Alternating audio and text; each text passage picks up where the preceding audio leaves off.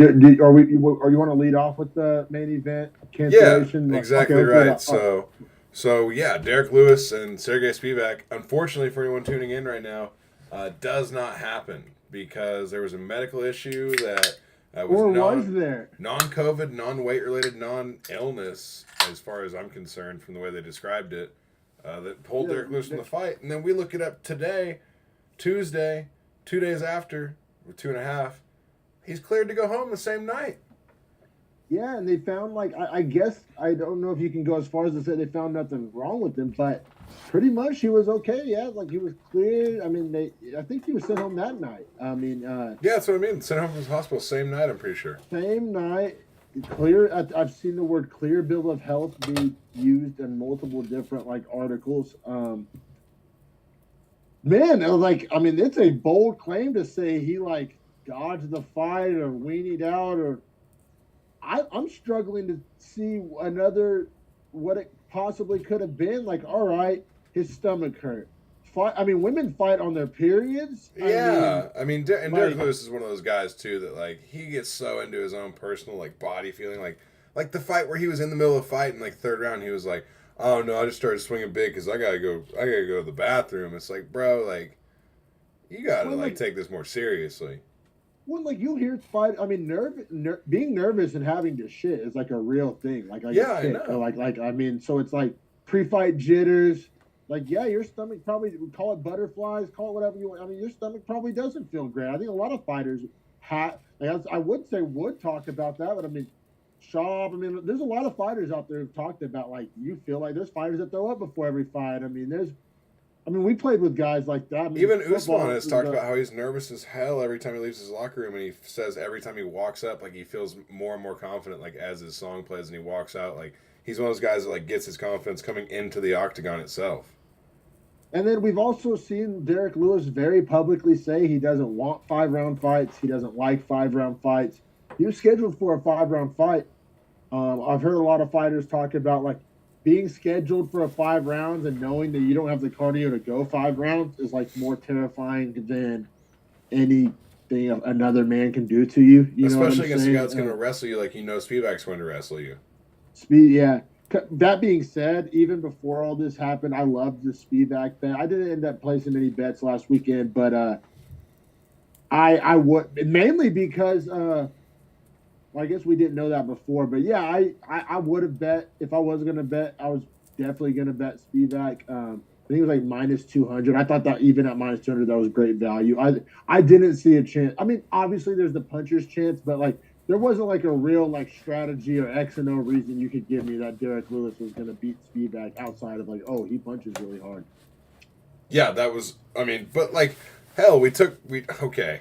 You say that, but the reason we took Derek Lewis over Curtis Blades is because he punches real hard. You know what I mean? Oh Like, no, and it cashed. But I'm saying like that's lightning in a bottle. That's like you can't like bank on that. That's like betting meatball Molly spinning elbow. You know what I'm saying? Like you can't just I mean, yes and no, because like Lewis is known to get finishes like that. You know what I mean? Like he is a finisher when he wins. yeah, no, for sure. I think most finishes in UFC heavyweight division history. So I mean, but also like I said, I question his motivation. I question his I, focus. I'm telling you, I question his motivation every time he goes out there at this point, because like he has openly Oh, said, totally. like I'm not even fighting for belts at this point. I'm just fighting to make money, and it's like, man, I respect it because it is like it's a profession, right? It's a job. I get it. It is. It is. As much as we want to act like professional sports is like more supposed to be more to them than it is. It's the way they get paid. Now, typically, the way you make the most money is you be the champion, so it's incentivized in and of itself, right? But for a guy like Lewis, that's realized like he's just short of it, but he knows he sells fights, he knows personality's good, he knows he has knockout power, so like he can sell his attractiveness to fans. I mean, for him, he's just fighting for purely money, and this isn't a fight that's making him that much money. I wouldn't And guess. Spivak is a young lion. He's a Like the dog. definition, Dog. young lion, Eastern Europe, everything that would be bad matchup for Derek Lewis, right? Like he has better cardio. He's gonna wrestle. He likes to get on top and pound you. Derek Lewis isn't the best from bottom. Um, I don't know, man. It was gonna be a tough night for him. Like I said, and then to find out that like if we would have gone if we would have found out like I get it. There's medical privacy, HIPAA, all that. But with sports, like if Tom Brady's going to be out of the Super Bowl, the sports world's going to want to know, like, all right, what is it? Ankle, hamstring, shoulder, like what's going on here? Like what's so to lose your main event and then to be like told like, oh, he had a stomach ache, like he's fine. Like man, that doesn't really sit well. You know, Dana's pissed. Oh, I was gonna say, how do you think Hunter Campbell and Dana's Dana like pissed. that? Because they don't love how Derek Lewis sells fights anyway already. Because they feel like he doesn't do a lot to sell the fights other than just like show up. So imagine whenever you don't sell your fight well, and you pull out, like, bro, they literally told us before the Jennifer Maia fight, like it was one like it was five Like fights what, before he 2 was hours? yeah, 2 hours essentially before? 3 hours in real time before he was going to walk out there and have to fight himself. 3 hours. Like the And UFC has to be pissed. From what we're realizing, like 3 hours after, like he was fine 3 hours after. So Yeah. it's like, by even all right, say he had to take a mean shit, or say he even threw up. 3 hours is enough time. Like he would have been fine. Yeah, I don't get it, man. Like, unless it was like an elevated, like blood pressure, pulse, low blood oxygen level kind of a thing. Like, those are actual medical things where, like, you know, maybe you're about to have a stroke or something weird at that weight and size and stress. You know what I mean? And he's not the youngest guy anymore. So Yeah, true that. if you're 40 and you're 280 pounds and you're you know nervous as hell and don't live a good lifestyle and eat bad food and have high sodium like I know Derek Lewis does, I mean, there's always a chance. So like, I can understand if it was a high blood pressure issue that pulled him. I don't think that was the case. Yeah, I mean, I feel like that would have been mentioned. Like they literally like had nothing but like stomach ache as like the reasoning. Said yeah, non-COVID, non-weight cutting, just yeah, no anything that we give somebody the benefit of the doubt for, like he doesn't get, man. But I mean, I guess we're beating a dead horses because I don't have too much else to say because no other information has came out. Like all I can say is I'm disappointed. I thought Spivak would have won, and you can say that Derek Lewis was ducking. I think that's fair. I think that's inbound to like talk about. Like, you know what I mean? Which I think is the one thing that would make Derek Lewis immediately re-sign it for the fight and retake it on instant mode is just him being called out in his nature of like, you know what I mean? Like you call him. Do you tell him think he's Derek ducking Lewis someone. cares that much though? I think see that's what bugs me about Derek Lewis. He's just so like aloof at this point that it's like I don't think he cares. Like okay, yeah, whatever. They'll give me some other guy. It'll still be a Fight Night main event. Like I don't think he's like. If I found out, oh, I want to get this back, that would be music to my ears. Like that would be motivation. That would be hunger. That would be want to. That would be. But like he's just so aloof and like, yeah, it's a check, whatever. That like you think Lewis has lost his hustle since he got it? Yeah, I think that's fully in bounds to say. Like, I mean, he's pretty much said it. He said like that's what I mean. He pretty much owns that. Like, we'll say it. Like, man, I'm just fighting for a check. Like, I don't want to fight. Which honestly, bro, the longer we've gotten into it, and the more I see guys that are like so fucking hungry but don't have his God-given power or whatever you want to call it, bro, like he's lazy. That's a lazy dude. Like his body could be so much better for all the years he's been in fighting. He was a football player. Like he eats like shit. Like he could just be a way better athlete. Yeah, he could be a better athlete. He could have a better mindset. And and I'm sorry, like maybe it's because I come from a football background and the quarterback always says the right thing, but it's like, hell, even if that's how you feel, don't tell us that. You know what I'm saying? Like, even if you have to give us a little bit of coach speak or a little bit of cliche or fuck it. Like, I hate to say it, I'd rather have that. Like I'm saying it, like it's. Well, bro, that's why it's called coach speak, right? It's because we all know that like that's bullshit, and what they're actually saying to their team behind the doors isn't what we're supposed to hear anyway. Yeah, man. And so it's like, it sucks. One thing that's tough about being an MMA fan, it happens in other sports too, but like the fall from grace, like going from like loving, like it's so much more obvious in MMA. And it's like, it sucks, man. Cause like, I feel like all my favorite fighters from like 5 years ago or even 4 years ago are like guys I'm like annoyed with now. Yeah, because top like of that list, Derek Lewis. I mean, the list does go on. Tony Ferguson, like I'm ready for him to retire. Like I love Tony 4 years ago. I love Tony. Connor, bro. Yeah, like, I'm over that. Nate Diaz, I'm so happy he's cut. Nate Diaz, I was tired of the drama. Over it, and like, and I'm not saying this new generation of stars doesn't. I'm even starting to get sick of the Colby Covington drama. I'm sick of honestly a little bit of the Amanda Nunes, more so the featherweight Amanda Nunes. Bantamweight Amanda Nunes is good by me, but like featherweight Amanda Nunes, a lot of that's out of her control. But still, that like the way she handles that, annoying. I mean, I'm so glad that light heavyweights finally got new, fresh faces shaken up. Yeah, thank good Dominic Cruz and Pedro Munoz and those guys are starting to get the fuck out of the way. Bantamweight for sure. But yeah, I mean, the fall from grace, and that's what we're witnessing here. That's why, like, especially from like a betting perspective, I'm out on Derek Lewis. And even as like a fan, like, okay, cool. Will I laugh when he says something funny in a mic? Sure. But am I like, do I even necessarily label myself like a Derek Lewis fan right now in 2022? And you can say, oh, you're a Fairweather fan, whatever. Like, I'm a fan. Okay, yeah, I'm a fan of the people too, but that's what I'm saying. Like, I'm a fan of these people because they inspire me. They're motivating. They're awe-inspiring. But like if Derek Lewis is just like, yeah, I'm gonna eat some fried chicken and show up and cash a check, like that's not like Bro, yeah, that's like the worst like message on earth. It's like do the least to get the most you can, but not do the most to get the most. Do the least. Like that sucks. Humble loser Izzy starting to win me back, but whenever he was like having 5-round snoozers, it is just like, oh, I'm smarter than you. That's why you think this is boring. All right, yeah, you can fuck off too. Like, I just Izzy's humility did a lot for him. Rose Namajunas went from being like everyone's favorite female fighter to like, oh, does she want to do this? The whack explanations, the inactivity, like. Yeah, you can call that being a fair-weather fan, or it's like we're being a fan of what we're being presented. You know what I'm saying? It's like you could have a favorite restaurant for years, but if the management switches and the food gets terrible, you're going to stop going there. Like, right. It's like... Because the overall product just isn't there anymore. You know what I mean? Yeah, man. And I mean... That's how the UFC is like selling us Derek Lewis, too, is like they're selling it like it's like an old, like a McDouble, right? But it's like if they changed McDouble... the recipe entirely, you know what I'm saying? And all of a sudden, all you got was just 2 patties, no cheese, and a bun. Like, you took some stuff off, and it's not the same.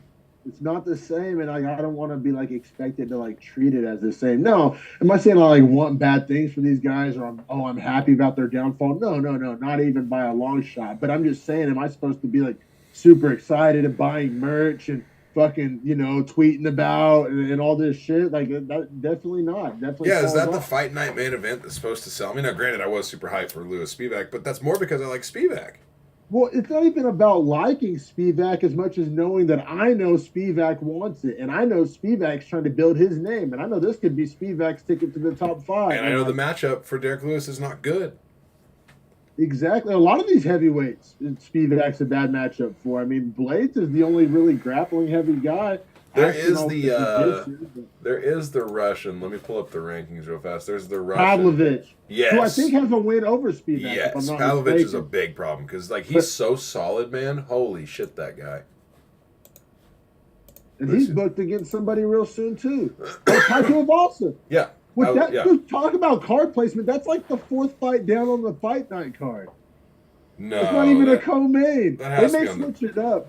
Bro, it's like not even the featured match. I think it was like the 2nd fight on the main card. Hold on. When did they fight? It's a fight. It's the Holland Thompson card. The Wonder Boy Kevin Holland card. Holy shit, it is behind Mateusz Nicolau Schnell, Dos Anjos Bar. Well, okay, hold on. To be fair, Taito Avas is arguably like the 4th biggest like star in the I was going to sport. say that Brunson Hermanson fight behind them. This fight night's crazy coming out. Oh, it's dope. I'm stoked for it. But I'm just saying that should be. I can argue that should be the main event. What the hell? I did not realize how good this fight night was until I just looked at this card. Oh yeah. Clay Guida fights Hot Sauce on the. Michael Johnson fights Jacasey, Darren Elkins, Jonathan Pierce, Cortez, and now ranked Hebas. Oh yeah. There's 15 fights. Oh no, it's fine. Angela Hill, Emily Ducote.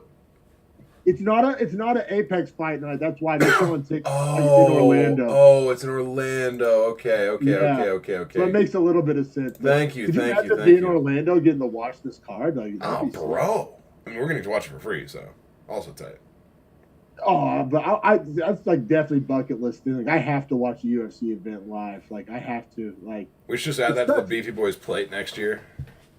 Because like Bellator is in San Jose all the time. Bellator, for whatever reason, they love San Jose. Well, they put come on to Thackerville all the time too in Oklahoma. Bellator once a year in Thackerville, sometimes twice. yeah, yeah. Same with San Jose. But like I feel like the UFC, man, nowhere is around me. I mean, Vegas, granted, Well, Vegas is a 6 hour drive. where do they So go? like Where do they go in San Jose? SAP.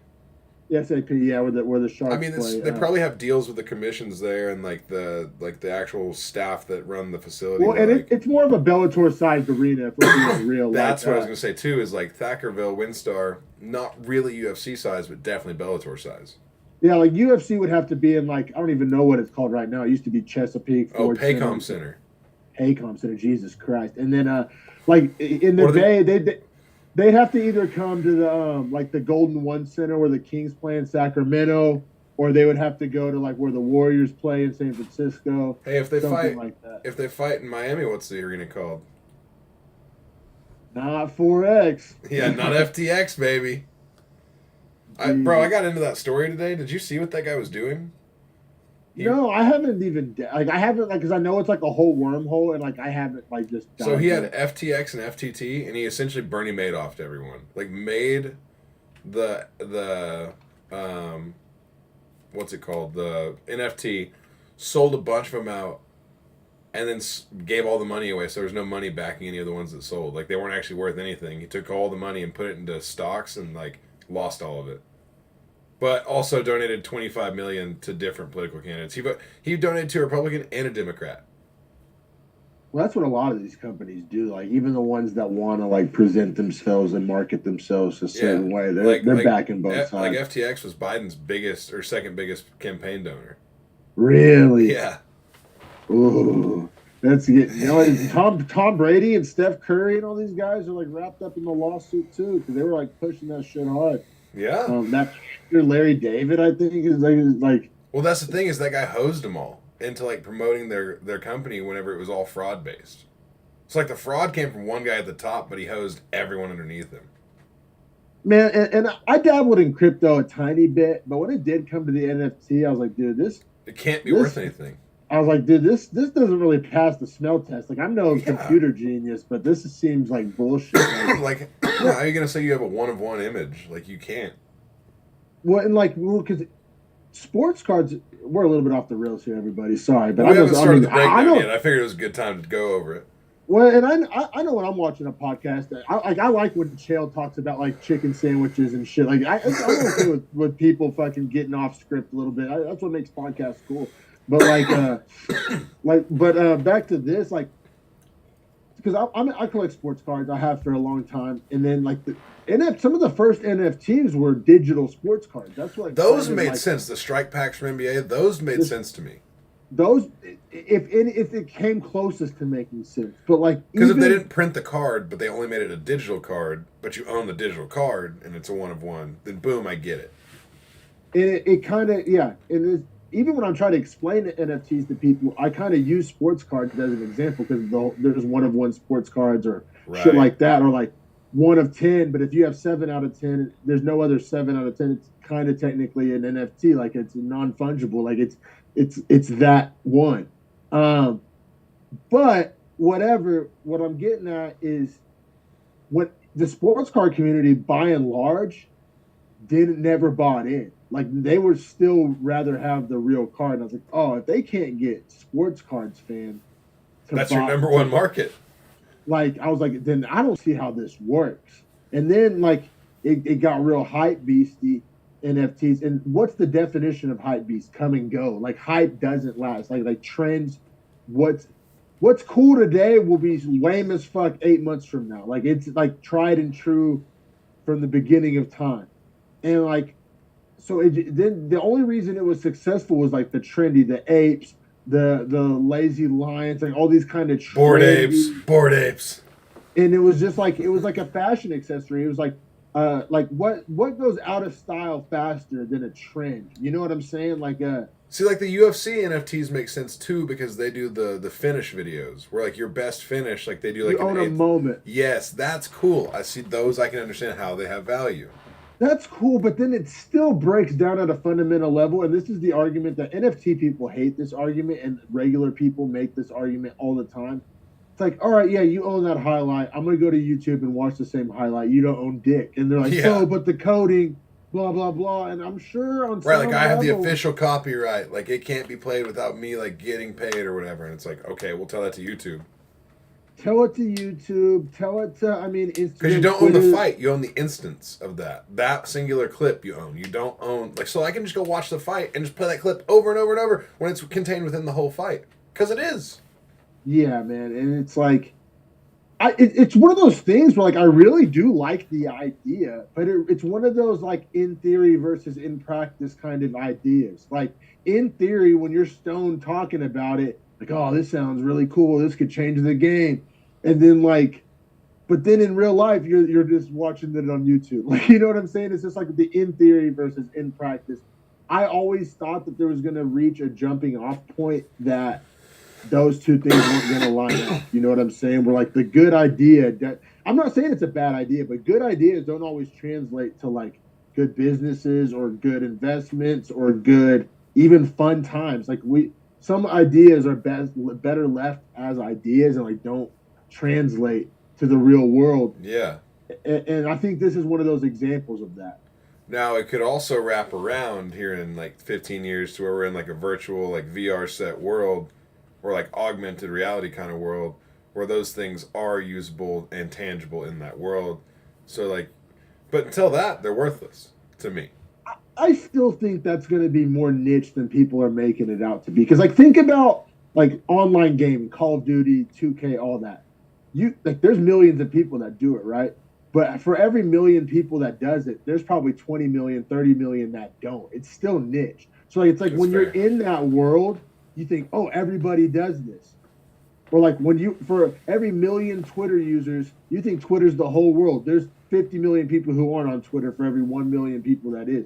So it's like you can convince yourself that like, oh, everybody's doing this. And I think that's where everybody's like, oh, everything's gonna be VR, everything's gonna be metaverse. And it's like there will be like a large segment, but I think it's gonna be just like when you play Call of Duty, you're convinced everybody plays Call of Duty.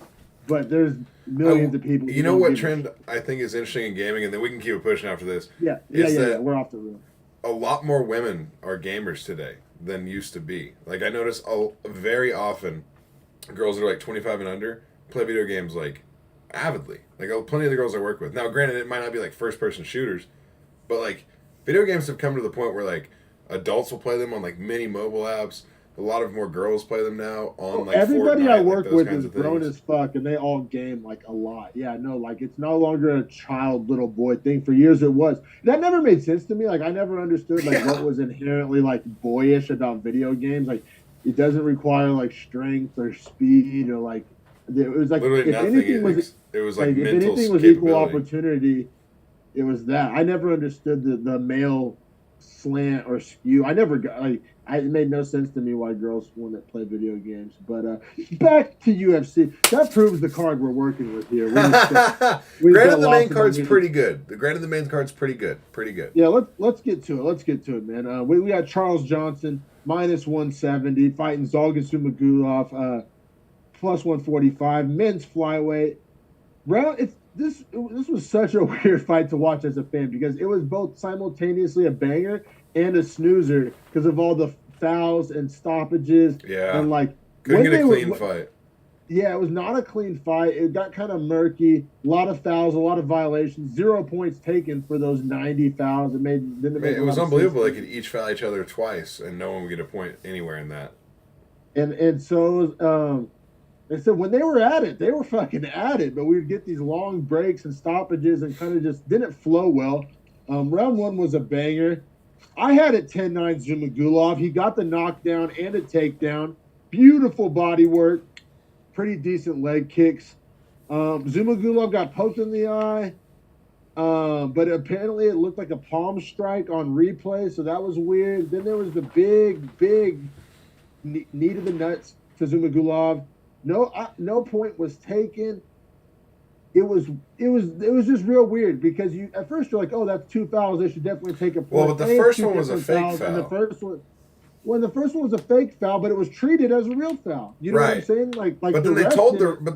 the ref too that it was a palm, and So do you not a think that's finger. why the second one was no point deduction? Yeah, Like, because it's there was really the another first? time Zumagulov tried to call for an eye poke, and the ref said fight on, even though that one was a real eye poke. The ref Like, literally had discredited him giving any sort of like foul indications. boy cried wolf. You know what I mean? Age old tale. Right. Did you ever run 110-9 Zumagulov though? Like I, regardless, wading through I all the bullshit. I did, man. Yeah. So Zumagulov way more active and was kind of like the stylistic nightmare for Charles Johnson, which they've done this twice to him now, right? Like you go from Makayev to Zumagulov. Like those are Yeah. tough first fights in the UFC. Now, granted, Charles Johnson, very good fighter. We loved him coming off the Makayev fight, right? So Yeah, and I was just looking at his topology. He fought Royval back in LFA. yeah, He's fought some tough guys, and he's fought in Mota. Like he's at a tough strength of schedule, Johnson. yeah, quality fighter though to still have a 12-3 record at that point. Yeah, for Um, sure. And then so he actually started to flow a little bit right there and toward the end of the round, but then committed the foul with the low blow. And after that reset, Zumagulov honestly won out the round. I thought did enough to keep it on his side, and I scored at 10-9 Zumagulov there. 100%. And then round two, man, probably even more of a war than round one. I mean, they were getting after it, but there was another foul. There was a low shot to Charles Johnson. And then I gave it to Zumagulov, though. I thought I did as kind of well. I thought his subjective to volume say- and his leg kicks were actually like Johnson was quick to switch his stance and make the leg kicks not look effective. As we see in round 3, they're very effective. And like that Money in the Bank was starting to hurt Johnson. You could tell from the stance switches every time the leg kick would hit inside. 100%. And Zumagulov had the strike numbers in his favor. Yeah, a lot And, of volume. But it wasn't just volume for the sake of volume. Like his activity would like lead to him having more moments. But it wasn't like, oh, he just happened to have more moments. He was like creating those moments. Johnson would still fire back with some big headshots though. Oh, 100%. Johnson had won plenty of exchanges. I thought he ended the round real strong. He got the takedown. I thought those clinch knees Johnson got off were very effective. Close round, still lean Zumagulov though. So we Me each too. have it. And once again, no point deduction for the foul. So I mean, it's like you can't factor it in, even though maybe like you could argue you should. But yeah, And at this point, one judge agrees with us, and the other two judges have it 19-19 after giving this round to Johnson. I don't hate giving it to Johnson, but I feel like for every moment or like thing that you would point to for Johnson, there's just like Zumagulov did more for Zuma. right? Yeah, I agree with So that. I think that's kind of weird to give it to Johnson, but I can like see it. He did plenty. Granted, check this out. The total strikes in this fight end up 141 to 141. The significant Ooh. strikes are 115 to 119. And the control time is 57 seconds Johnson to 1:03 for Zumagulov. So, like, this fight couldn't be closer. It's just how you see it. When also juxtaposing 3-round numbers versus like a 10-9 scoring system, it doesn't always like line up. It's like it's weird, you know. It's kind of a round peg square hole situation. And then, so I thought round 3 was Johnson's best round. I thought he had way more left in the gas tank, which allowed him to push a harder pace and actually get on the. He was pushing Zumagulov backwards, which led him to winning the damage battle. Another low shot to Zumagulov at the start of the round. That's the one I couldn't believe didn't get a point taken. I can't believe it. Like I guess it was just like when a ref's quote unquote like letting him play on the outside, not calling pass interferences, or letting him play in the trenches, not calling holding or hands at the face. Like I don't know if it's one of those situations where like Giannis doesn't get the calls because he's big, or like it was weird, but I can't really. They were definitely just kind of letting them fight. Like I think the ref had made up his mind. It's like they're both fouling each other. One of them's faking fouls. Nobody's getting any points. Like I'm just gonna. That's almost like he had a pre-decided that he's not taking any points. That's essentially what it felt like, right? Because for all the Yeah. fouls, like, it was warnings always, and never even like he was like. I never saw the inclination to even like. It wasn't like he like. Even warned the guy like that, like crazily ever. Like the next time you do, I'm gonna take a point. Like he never even said that. You know what I mean? Yeah. So I have it 29-28. Zumagulov winning the first 2 rounds, losing the third. I do as well, man. I thought Johnson just poured it on at the very end, and like he looked like he knew he was losing, though, right? Like the way he was fighting, the way he kept looking at the clock and like going for it harder. Yeah. I was like, well, Yeah, you're fighting like you know you're losing, or maybe you think it's tied, but more so like, you're losing. You're looking for the finish. 100%. And then, yeah, whenever Johnson's hands got raised, I'm not gonna lie, like I was surprised. Now I'm not gonna go robbery or. Yeah, it was close enough where it's not a robbery, but also I think the wrong guy won.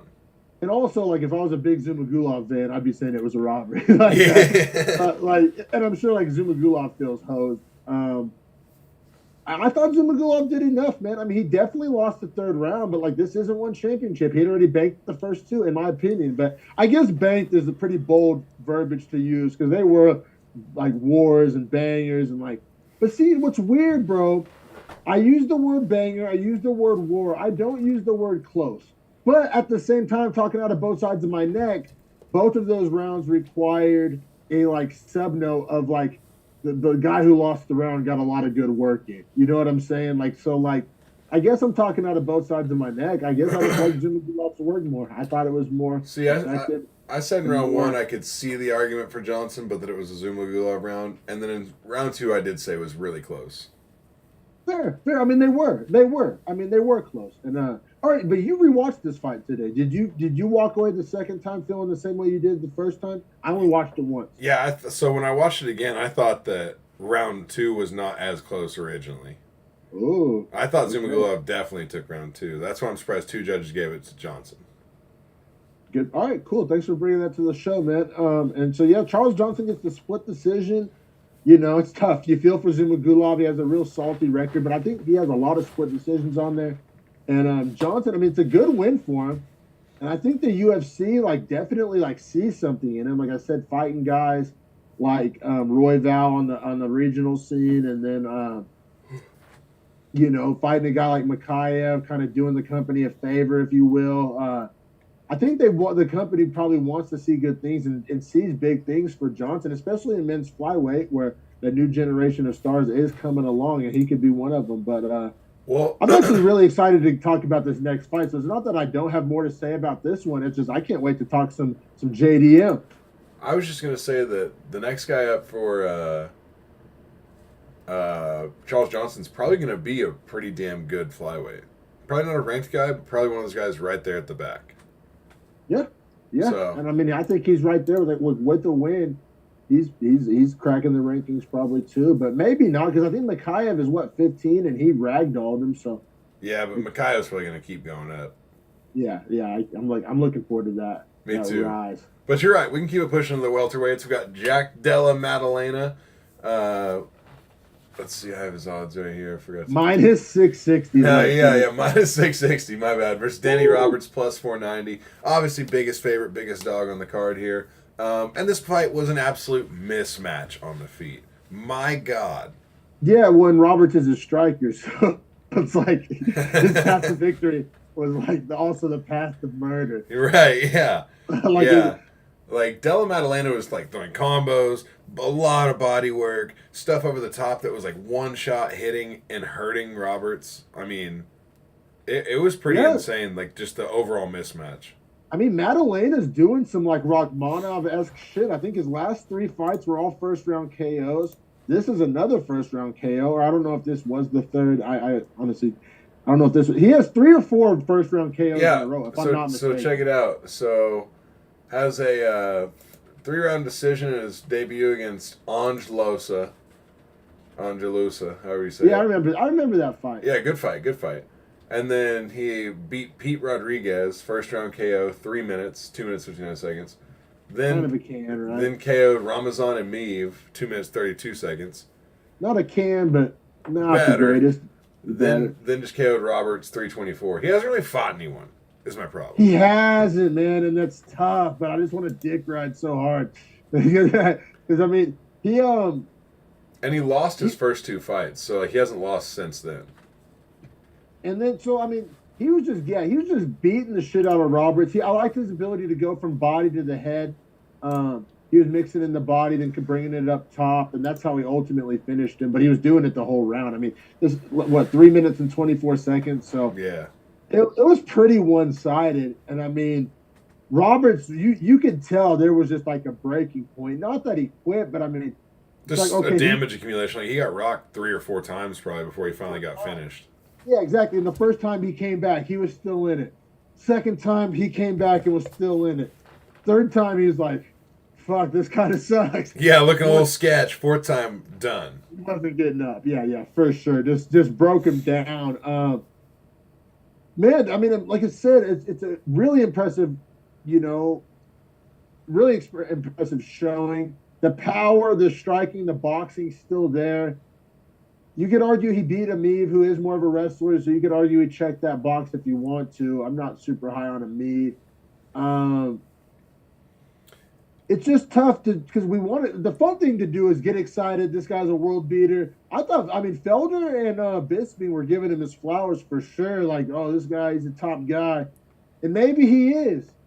It's just tough in welterweight, one of the deepest, best divisions there is. Like it's welter, light, and bantam, right? Those are the three Right. like log jam divisions, stack divisions. Um, it's tough though, because like I said, he's running through. So like you can't keep giving him these low end guys. You kind of just can't. It's kind of irresponsible to, right? From like a matchmaking perspective, giving him the Danny Robertson of the world. So I mean, I think like he's gonna have to get somebody that can at least like hold his own with him, right? You know what I mean? Somebody that can at least like defend themselves against him, which I mean, sitting at 15 is D-Rod, and that makes a lot of sense to me. It would be fun. It's a striker. D-Rod can definitely like hold his own, you know what I'm saying? And if he can't, if he runs through D-Rod, we know we got like an actual, problem here. well, oddly enough, like the next fight in the night, I think he should just fight the loser and or winner. Ooh, also would make a lot of sense. Also would make a lot of sense. And I guess it sucks because I can't wait to talk about JDM. He gets the performance of the night bonus, but the fight was so one sided. And he's only fought like cans, kind of.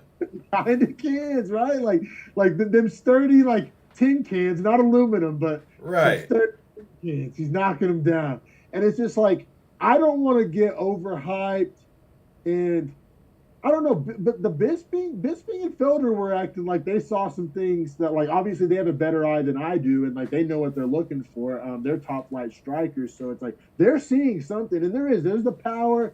There's the speed. There's the combos too, like the technique by which he like the throws body the combinations. Like it's not like he's just landing fluky counter shots or bombs or even head kicks. Like there are like precise. Like he's finishing guys on the last punch of his combination, which is how you coach it. That's high level shit. So there's definitely like I'm not trying to throw water on the parade here, but and I'm also just not trying to buy fool's gold. Right. No, I'm with you. That's but that's why I want to see him not jump to 15 and up. I want to see him fight someone that's like close to it that we know is skilled, but isn't quite there. One thing I did want to talk about, he could have answered all this for us. Bisping tossed him an alley oop of like, who do you want to call out? And he fucking fumbled it with the anyone. And Jack fumbled the bag, Della Maddalena. You know what? Anyone, aka no one, aka who cares, right? I mean, it's like you're like throw out a name, like well, calling out anyone is calling out no one. You know what I mean? Calling out no one, exactly. Call out a D-Rod, call out a Michelle Pereira, call out a Michael Chiesa. I mean, you know what I mean? Like, hell, even if you don't get it, all right, there's a conversation to be had. They're going to respond on Twitter. You get some followers. You get some headlines. Say you want the winner of the next fight. Say, like, I know there's welterweights coming up right next after me. Like, let me get the winner of them. Be aware of, like, your career. Be aware of your division. Because the winner of the next fight arguably could say that they're ready for a top 15 guy, too. 100%. But as Chair likes to call it, sandhagening your career. Not being aware, not being... Yeah, just aware of your division, aware of your own card, aware of the landscape, around you. Like, yeah, no, I don't like that, especially like Bisping threw him an alley-oop. Felder's kind of dick riding him. I mean, Twitter was dick riding him, like, oh, he's a top guy. Everybody's high on this guy. So I mean, could have parlayed it to a dope call out, like you said, or even if you wanted to take a conservative route. Yeah, like you said, the winner of the next fight. Be aware of your own card. Welterweight's coming up next. Let's get to it, and we can kind of have a bigger picture conversation to tie it all together after we break down. We got Muslim Salikov minus 120, Andre Fiallo plus 100, welterweight division. This was a first off dope matchmaking, fun fight, great fight. like awesome because you got a high end striker in Salikov fighting like essentially a knockout specialist in Fiallo that will engage in wars. So I mean, it was gonna be fun. Like Fiallo's chin is unreal. Unreal, but also like he puts it to use, boy. Like oh yeah, that's how I know it's unreal. Yeah, seriously, very similar to like what we were saying about Tercios, but he's doing it with these big welterweights. Right, yeah, man, and like Salikov was throwing those wild kicks from the start, but couldn't land them. Right, like at the very start, he was still whipping them, and bro, they were fast and scary. Like you could hear the boom, yeah, even through the camera, because that's usually something you hear live if you're ringside, but it was coming through the speakers. Those things were humming, like quite literally. All that being said, though, as much as like offense he was able to throw, I thought Fiallo won the damage battle with the huge right hand he landed that hurt Salikov's eye. Had Salikov like actually noticing and worried about his eye mid fight. And Fiallo, I thought, fought a pretty good first round. I had it 10-9 Fiallo. Well, my notes are almost verbatim. I was like the damage with the hands, the uppercuts too. Like he would get in close and almost start like hockey fighting with the uppercuts, and they were landing clean.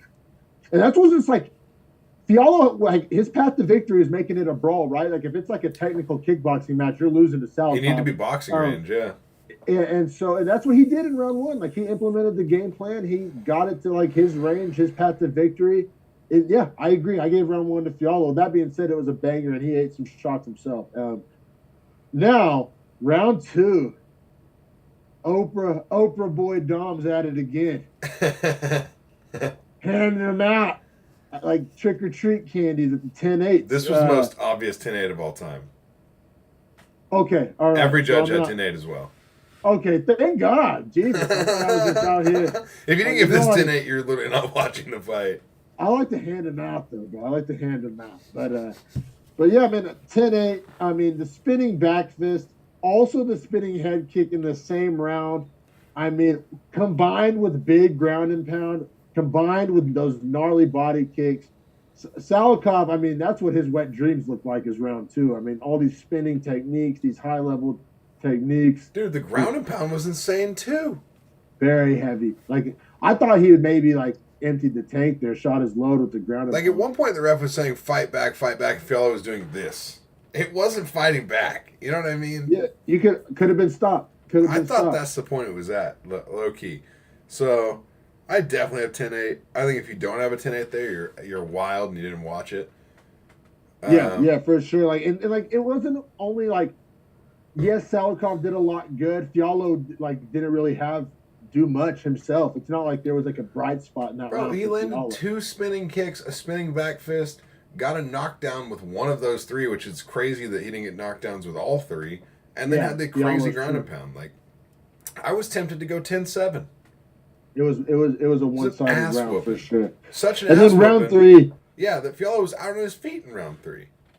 Yeah, and I think it's fair to say whenever somebody gets 10-8 in round 2 and then barely lasts 1 minute into round 3, fair to say that they don't recover in between rounds, right? Like he was still rocked from round 2. Well, apparently in the corner they were asking him questions and stuff, and he wasn't even really responding. Yeah, he was concussed as fuck. Right. On that Tua diet. So that allows Salikov to land another spinning head kick with the follow-up shots. Like I said, a minute into round 3, pretty much a continuation of round 2.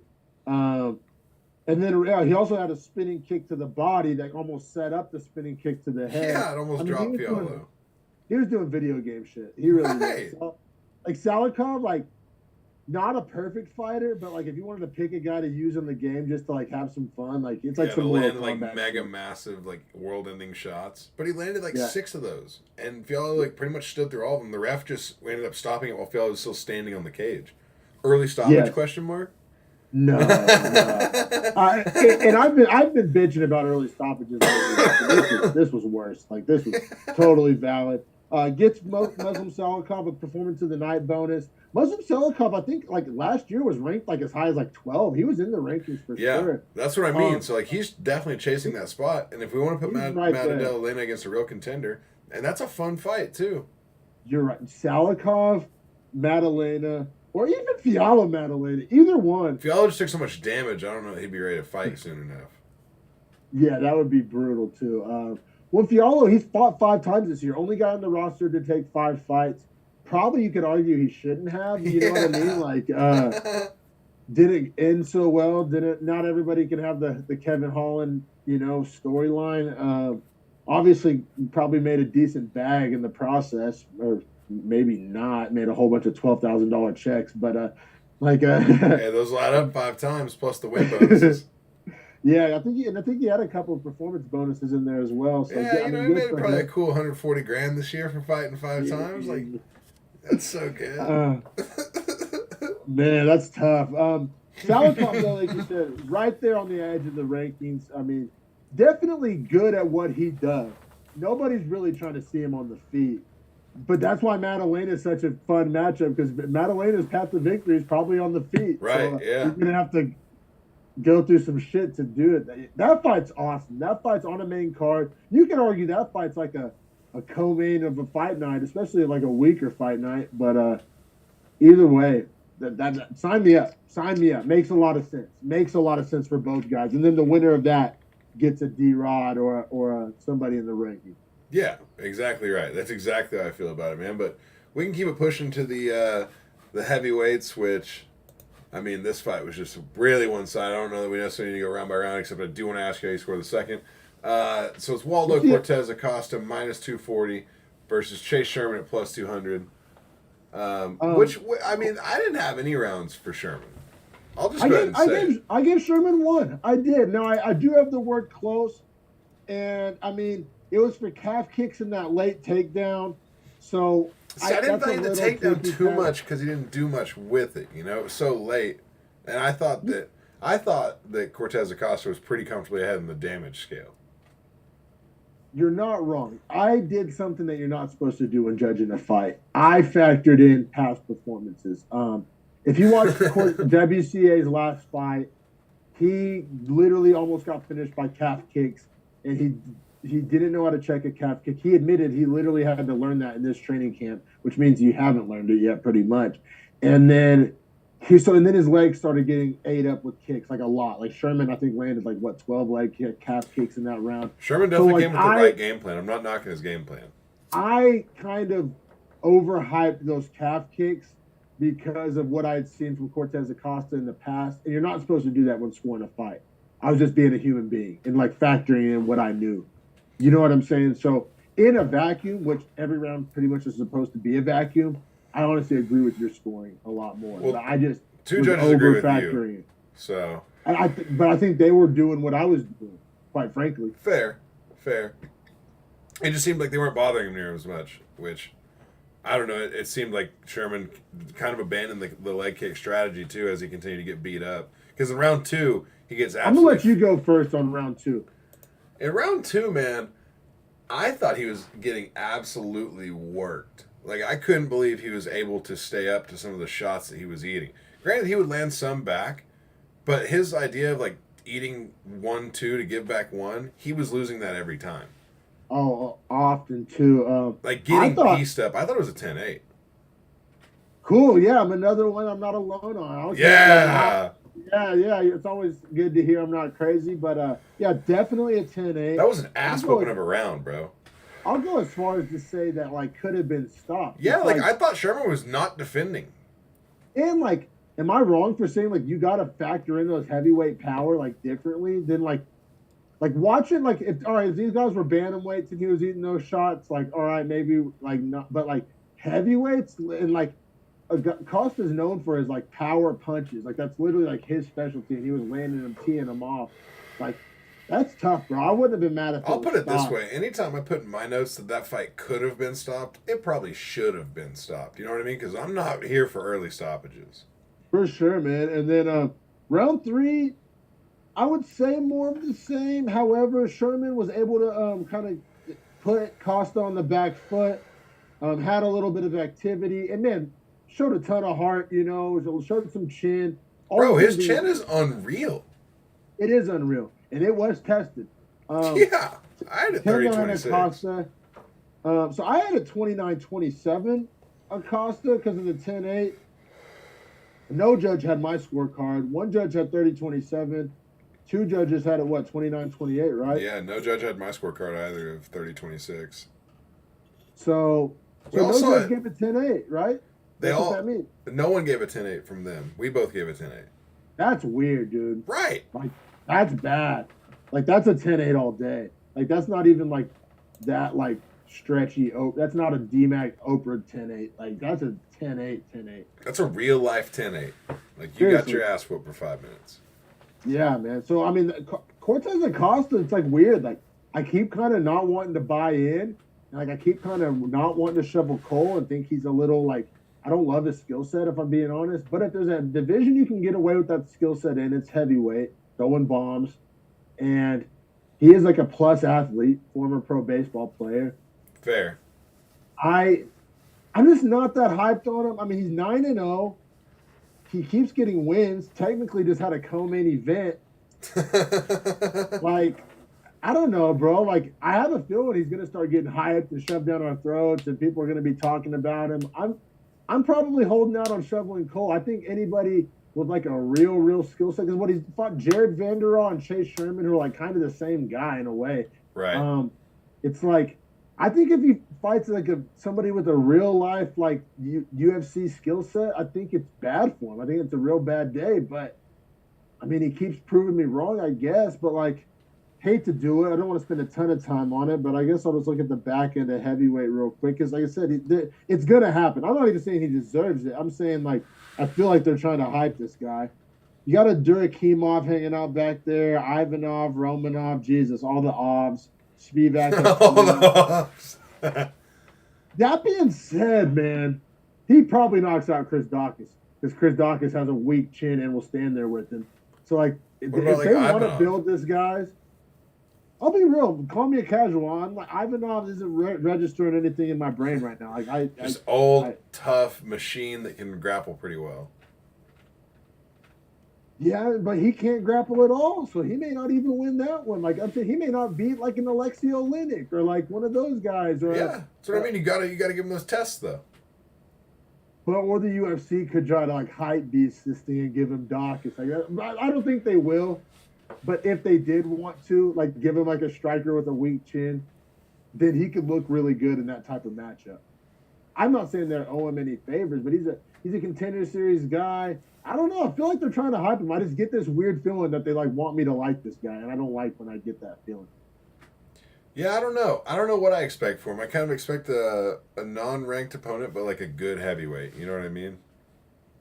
Yeah, yeah. One of the traditional, the Alexei Oleinik or the who's the other one? The old guy with the beard. Andre Arlovsky. Oh yeah, like an Arlovsky. Yeah, that's probably what's coming next. Let's be real. Let's get to this air quotes main event, this 3-round main event. You got Kudalaba plus 145, 28 years old, which is weird. I view him as kind of this old guy whose best days are behind him. 28 years old.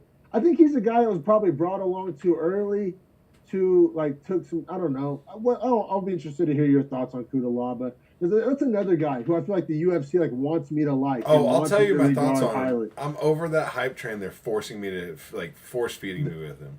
Don't you feel that though? Like, don't you like and like they want me to like fuck with this guy? It kind of the same thing's happening with Kennedy Nzechukwu.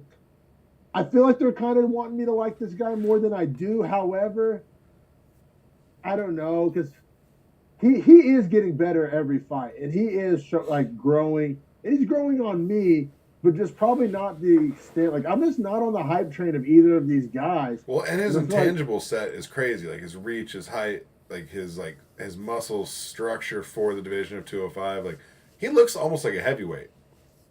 Yeah, he could easily fight a heavyweight for sure. I mean, huge light heavyweight. And Kudalaba, I'm just kind of over the shtick and the walk of the face-offs, and I don't really care about any of that. And, I mean, granted, Kudalaba's fought some tough guys, and his losses are to top guys. I don't think he's like a bad fighter. I don't like how they do kind of try to shove him down our throats or get us to like him or market him, which that's their job. Like the UFC is to promote you, like they're the promotion. Like I get it. I'm not buying what they're selling, I guess. Yeah, but I mean, all that being said, Kudalaba had a good first round. Like, I thought he actually looked good.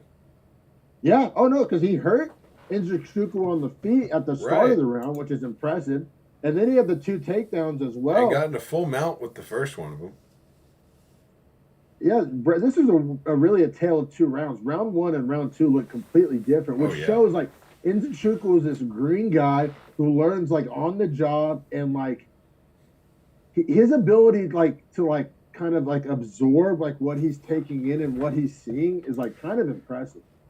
Like, and make adjustments based off that. You know what I'm saying? Or because round 1 definitely Kudalaba, but then round 2 he comes out and he's just landing knees. Like, there had to be a read or adjustment or something, because I don't think he landed any knees in round 1, and in round 3 he lands 3 knees to the head. Yeah, I mean, it was pretty crazy to see like the change up between round 1 and 2. Yeah, Like, which isn't just impressive. It makes me wonder what his corner said to him as well. You know. Well, he's a Saif Saud guy, right? If I'm not mistaken. I believe that's correct. Yeah, but I mean, I think that's a great coach. Like, I think Saif Saud does a great job with his guys. But that being said, like, yeah, man, the knees were crazy in the sequence that he finished with. Landed 3, like you said, and the third one, like, he like stepped into it and is so tall and so long that if he gets any sort of pull, he can do that from standing straight up. He doesn't even have to jump.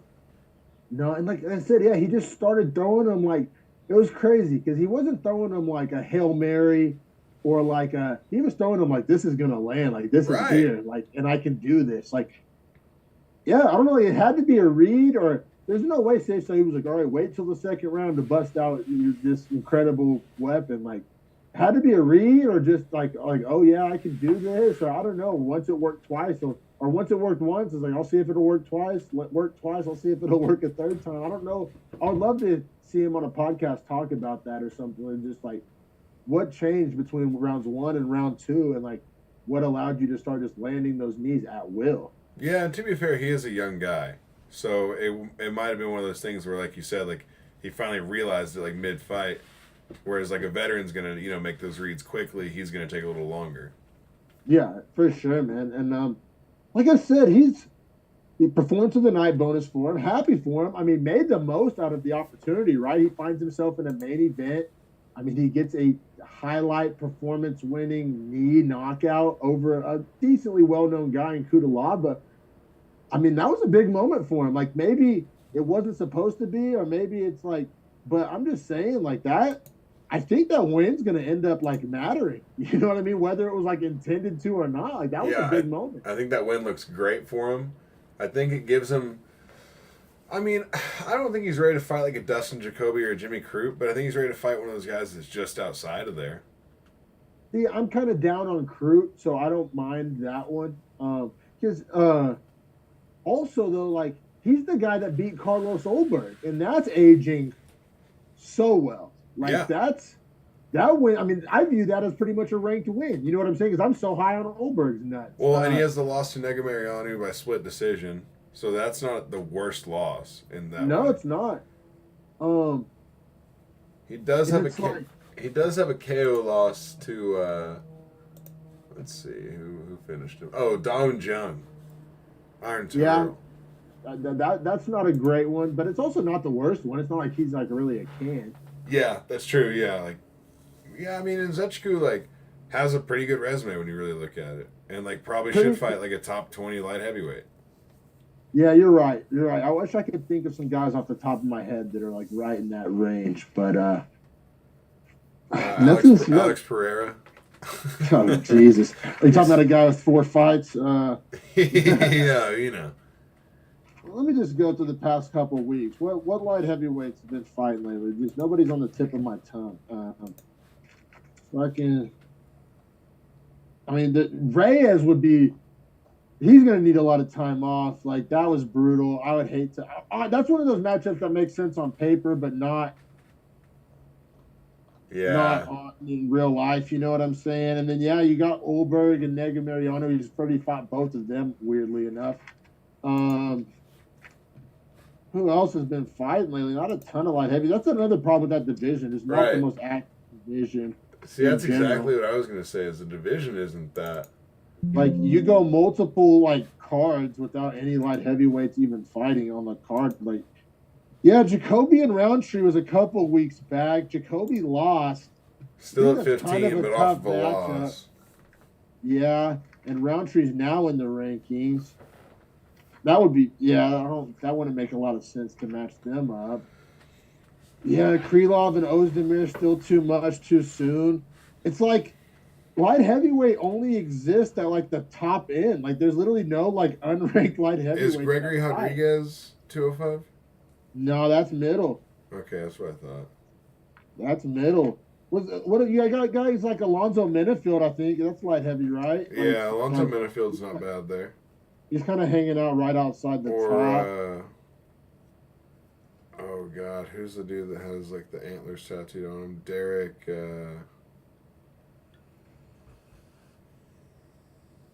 Fuck, what's his See, name? that's the problem with light heavyweight, though. I've gone through 5 cards, and there's been like 2 light heavyweight fights, and they've all been ranked guys. Like, there's no. I think that's why Nzechukwu is getting the push, is because now that I'm going, like, there's not really any light heavyweight prospects. It's him and Olberg, and like he already beat Olberg. Like, there's no light heavyweight prospects that are fighting on these cards, bro. I'm all the way back to goddamn Shemaev Holland. Like, Who's the guy that has the skull tattooed on his chest with the antlers that come out? Light skinned dude. Yeah, I mean, you got Johnny. I'm all the way used to back be to Johnny ranked. Walker Kudalaba, and he just beat Kudalaba. So it's like we're already to like the matchmaking mat that they've already done. Oh, see, Jonathan Almeida. To me, he's a heavyweight. I think Jonathan Almeida is a heavyweight, but he does. I think he has fought at 205, if I'm not mistaken, and he's an absolute stud, kind of a tweener. But yeah, light heavyweight just does not have depth, does not have prospects at all. Like I'm all the way back. I'm so far back, and there's just like no names to throw out. Does that division need? They need. There's what a fucking Tyson Pedro. I mean, it's tough. Yeah, I wish I could think of that guy's name, man. He's been in like a main event before too. He's just fallen from grace. Oh, is it Devin Clark? Devin Clark. Feed him, Devin Clark. Yeah, I'm so down on Devin Clark and tired of seeing him. Oh, that's funny. I just get to Devin Clark versus Murzakanov, and he lost to Murzakanov. Murzakinov's 11-0. That's a guy. Yeah, there you That's go. A prospect. There you go. Maybe we're getting somewhere. But I think we just proved an overarching point that we just answered our own question. Like, why isn't Nzechukwu getting this push? And I mean, because There's no one else to. Yeah, right. Like someone's got to get it. Yeah, so maybe like a Murzakanov. I mean, that'd be pretty dope. Honestly, that'd be a sick fight. And maybe we're overly down on light heavyweight. Like Olberg's there too. Like they do have some good young talent. He's already beat Olberg. That's what I'm saying. Like yeah, Olberg, but like I'm what if so Olberg beats Murzakanov? That would be fun. That would be fun. It's like there's no line between like there's no mid light heavyweight. There's like top guys with big names, and then there's like a few little prospects down there. Like it's kind of how it is though, right? Like the top 15 are pretty elite guys, and the other guys aren't those guys, or just don't exist. Like I said, like there's whole cards that go by with no light heavyweight fights at all, and definitely no unranked light heavyweight fights. Like there's like one unranked light heavyweight fight every like 5 weeks, 5 cards. Like seriously, like it's just the bodies aren't there. Yeah, I mean that's kind of what this main event leaves you with, though, right? Like, which is sad because Lewis and Spivak would have been so great. It's so like meaningful to like the division, right? Because I mean, if Lewis would have knocked out Spivak, all right, he's still got it. He's still dangerous. He's probably gets the top 5 guy. But then if Spivak wins, I mean that's the classic like name building off the older popular guy. Perfect way to build Spivak up and get him into the he's top right part. there. Yeah, he's in the top 10. He's in the top 7, and he's relevant. You know what I mean? But instead, we just get nothing. We get stuck with what do you do with Nzechukwu, and I don't care about Kudalaba anymore. So it's just like a tough kind of takeaway. Yeah, for sure, man. But I think there's no card next week. I think the Thanksgiving week's off. So Yep. everybody watching, have a good Thanksgiving. You enjoy that time with your family. Thanks, And then bro. what? Appreciate it. After You as well. the week after that's that loaded Holland Thompson card, right? Yeah, exactly right. Yeah, we get December 3rd, Holland Thompson, I believe is the date. Random obscure question, then we'll end it. Because this fight just confuses me and I don't know what to think, and I don't like either of these guys. Anders versus Dawkins. Who do you get? I like Anders. You like Anders? But Dawkins probably pulls off some sort of choke. Because Anders is too tough for him to finish him with like power. And also like fights kind of dumb, right? And like Dawkins, yes, we'll like, fight into guys, it, yeah. Catches guys slipping in those positions. I kind of see it similar. Like he'll get rocked, but maybe I think the Dawkins by sub, Anders by decision, double bets there to be made.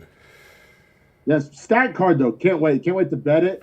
Barbarina RDA is so random, but I'm also like here for it. Like mine as well, right? Yeah, I mean that's the Legends division. We love to see those fights. Although RDA is ranked, so if Barbarina wins, what is that supposed to mean? What are we doing here? Yeah, like what are we doing here? Yeah, it's kind of my problem. But it's also probably to keep RDA where he's at, so he can get a win to get a win fight against someone that matters and make his and name then they irrelevant. Can build. Yeah, you're right, man. For sure, man. Fun episode 111. Subscribe to our YouTube channel. We appreciate everybody that supports us, and see you in 2 weeks for Holland Thompson.